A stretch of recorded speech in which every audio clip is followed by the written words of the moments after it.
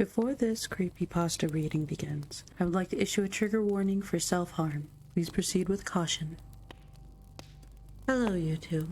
Welcome back to another installment of me reading every single lost episode creepypasta I can get my hands on. I'm Neko, the curator of this horrible idea. This time around, we're going to be reading Cold, SpongeBob SquarePants Lost Episode. I don't know how I should feel about this. I wasn't particularly a fan of SpongeBob. I didn't, hate it 100%. Supposedly this is a pretty good one, or so the site doth proclaim. I suppose it's time for us to check it out. I used to be the biggest fan of SpongeBob as a kid. I bought Nickelodeon merch and other things from them. As I grew into a teenager, I was going through a garage sale with my mom. I spotted an old VHS tape and it was labeled Cold. I looked on the back and it also had the label Reef Blower in Sharpie writing that was wearing off. I always loved nostalgia and I realized I had never had the tape. I asked my mom where he got it. I asked the old man who I bought it from where he got it. He told me he got it from a thrift store 6 years ago, which was a copy of an episode from Nickelodeon, and an employee sold it as they didn't want it anymore, and apparently it was supposed to be a version with dialogue. I knew the episode never had dialogue, but I heard that it was intended to be fully voiced before equipment failure caused the episode to be mainly silent. I was curious as to what it would be like with dialogue, so I took the tape home. My little brother was going to come over anyway, so I could watch it with them. He was around 5 1/2 at the time. I slid the tape in and turned it on. I gave my little bro some popcorn and some Orange Crush. The episode started with the normal intro before transitioning to the title card. Title card said Cold with spider webs and a noose in the background. I was extremely confused. Why the hell would there be a noose in a show meant for kids? The unsettling part was the music, which was normally cheerful, had become raspy and reversed. Plus, wasn't this supposed to be Reef Blower? The bubble splash transition played as usual. Now, SpongeBob was at Patrick's house. Very cheerful music played. Patrick and SpongeBob were having a small conversation until they got into a small argument. The argument graduated to a fist fight.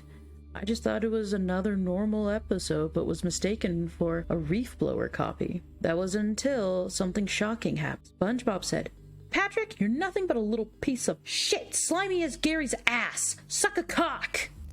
That escalated quickly. I was appalled. My little brother only got one of the slurs, but he refused to leave when I told him to get out of the living room so I could review this myself.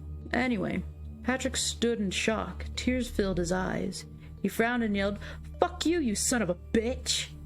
They both stomped away as Squidward watched, laughing. SpongeBob went to his house and Patrick stormed into his rock.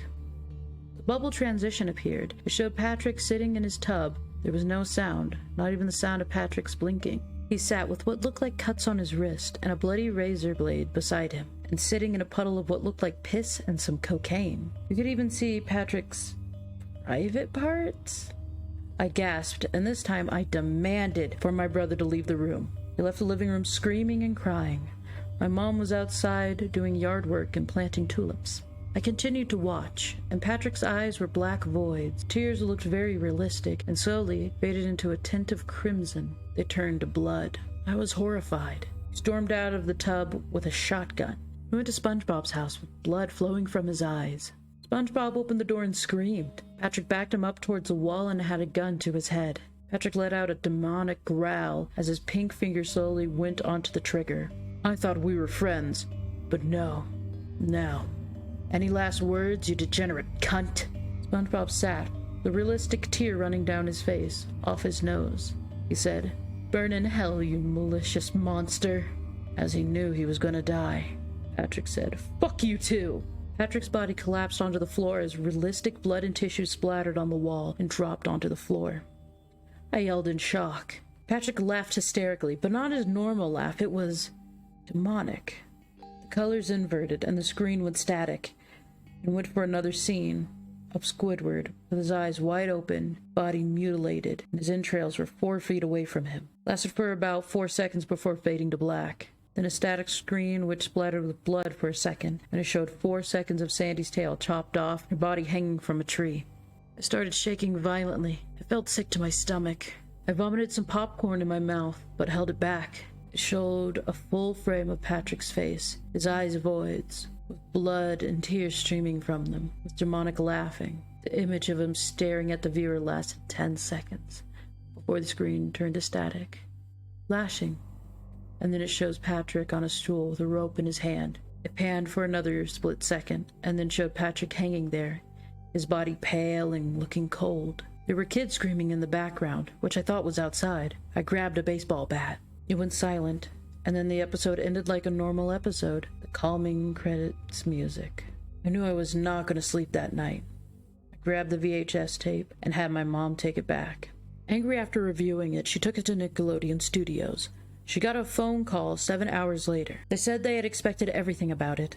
They said it aired at 3 a.m. in California 4 times every year for 6 years, but they weren't sure why it did. It never showed evidence of ever airing, despite accounts from a few unlucky people that saw the episode when it aired. They got phone calls about it but ignored it, thinking it was a hoax until my mom turned it in to them. To this day, I'm only starting to watch SpongeBob again.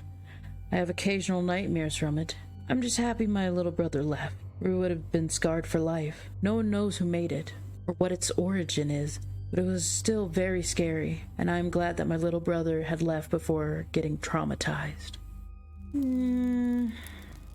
I guess it's not bad, but it's a solid like 4 or 5 out of 10. It's alright.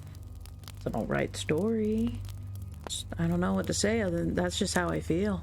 Well, thank you for listening. I hope you enjoyed Cold SpongeBob SquarePants last episode. The next episode coming up might be particularly interesting. Hopefully you guys stop back in to check it out. Bye-bye for now. Bye.